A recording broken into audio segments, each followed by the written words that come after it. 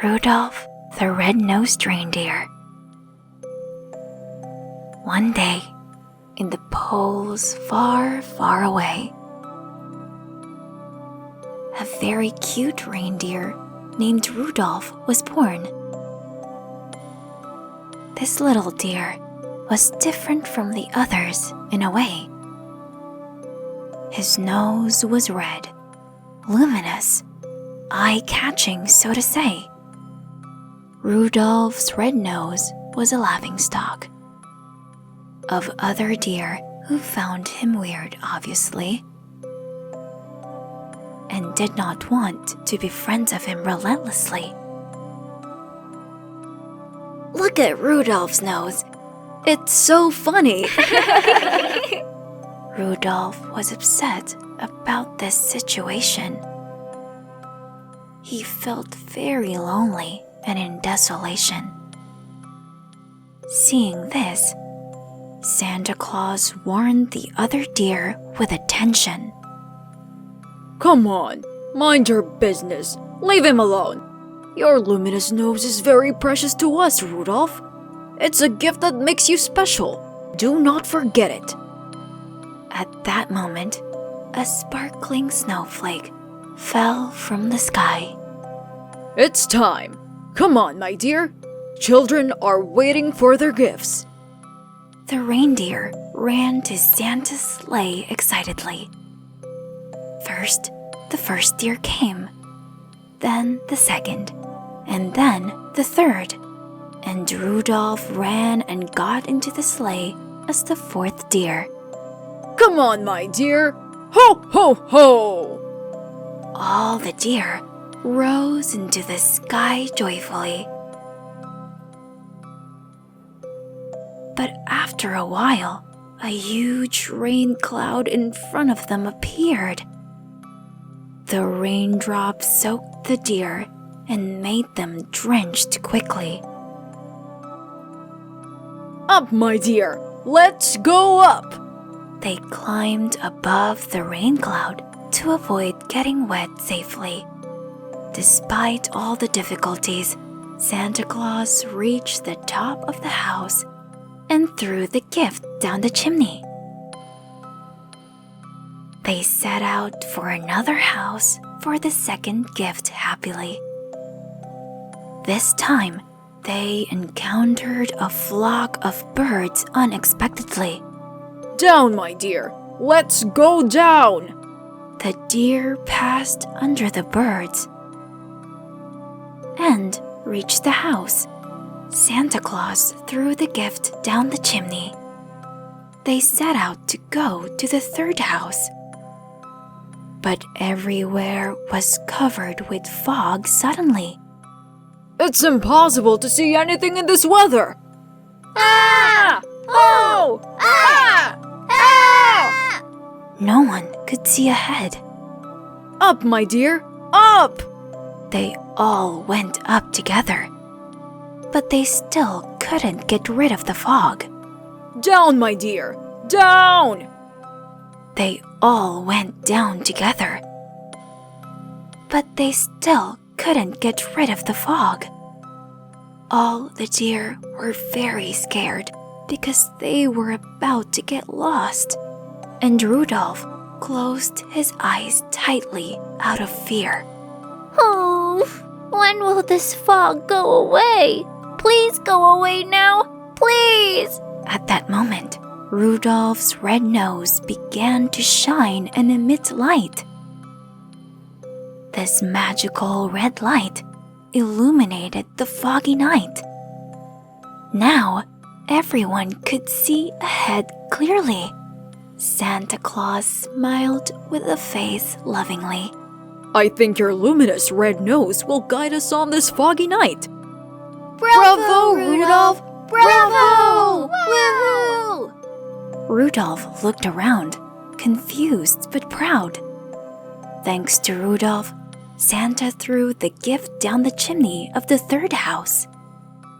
On all following great Christmas Eve voyages, Rudolph's red nose became a light for other deer and showed them the way.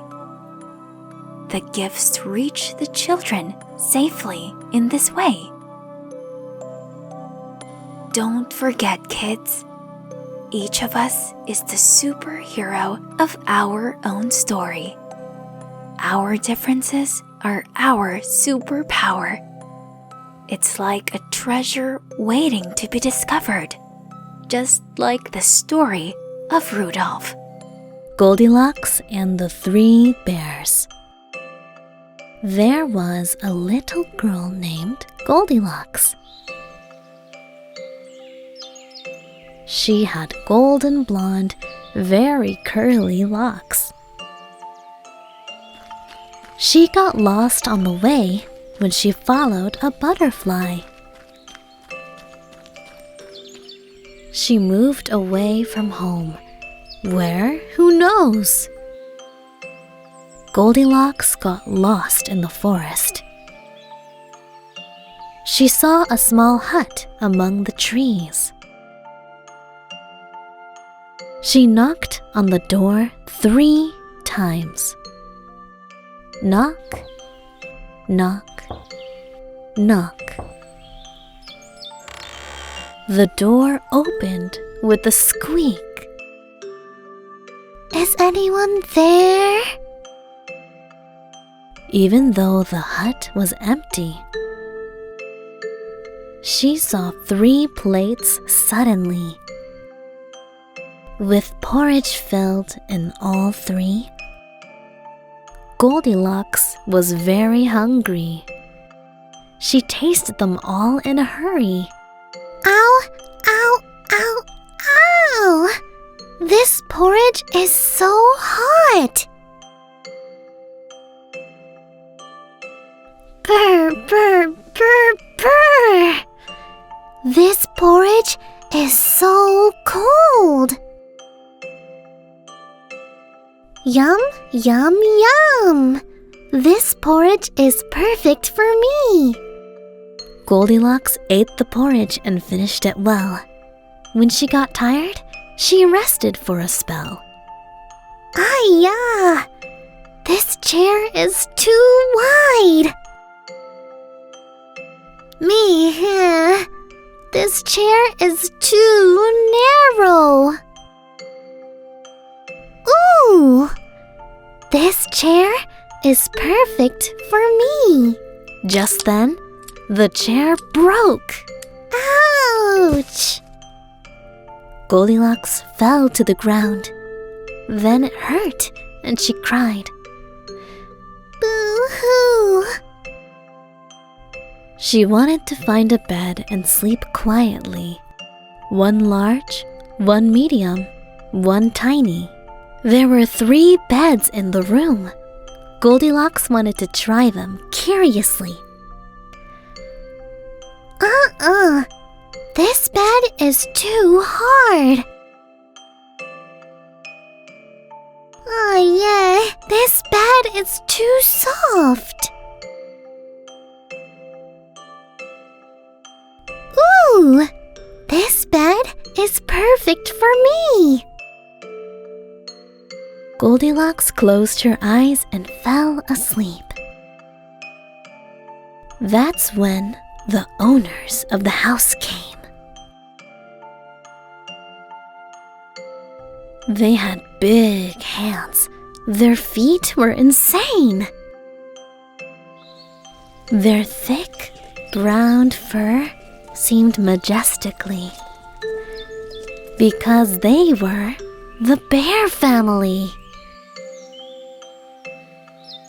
They sat around the table. As soon as they entered, they looked at their plates and were bewildered. Someone tasted my porridge. Someone tasted my porridge too. Someone ate my porridge and finished it. The bear family thought there was someone there. They walked into the living room with plenty of care.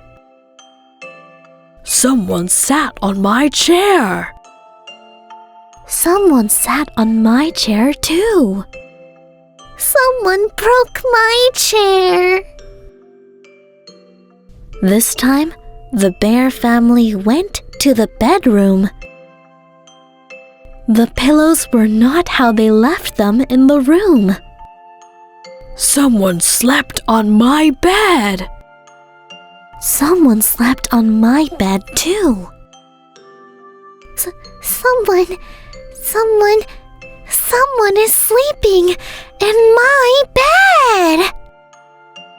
All three bears growled by the bed angrily. Goldilocks opened her eyes suddenly. When she saw big bears in front of her, she jumped out of bed and ran home immediately.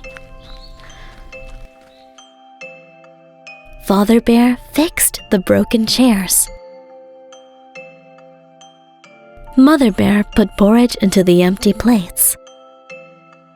The baby bear made the beds. Never again saw each other, Goldilocks and the three bears. There were 7 little goats living in a cozy hut. The mother goat warned them before going to the market. Don't let strangers in. Shut the door tight. The cubs nodded, and the mother went out. The wolf, who could not find food for a long time, smelled the 7 little goats from quite afar. He knocked on their door and shouted, "Open the door and let me in." The 7 little goats were all very surprised. They immediately recognized the wolf's voice. "You're not our mother. Your voice is too deep." So the wolf tried to move away to thin his voice. How is it now? How is it now? There it is. The wolf was going to deceive the 7 little goats. He's knocked on their door. This time his voice was thin, just like the mother goat. "Come on, my babies. Let me in." The goats were happy that their mother had arrived. One of them wanted to open the door, but what was that? His feet were gray. The goat said, "You are not our mother. Her feet are white." The wolf failed again, but his stomach was still rumbling. This time he ran to the bakery. He took a sack of flour and poured it on his feet. The wolf was going to deceive the 7 little goats. He's knocked on their door. This time his voice was thin and his feet were white. The goats were deceived and opened the door for him. The wolf jumped on them and the goats ran away. The first was hidden under the table, the second behind the curtain, the third jumped on the bed, the fourth jumped on the stove, the fifth went to the closet, the sixth to the kitchen. The 7th was inside the clock. Of course, the wolf wouldn't stop. He found the goats one by one.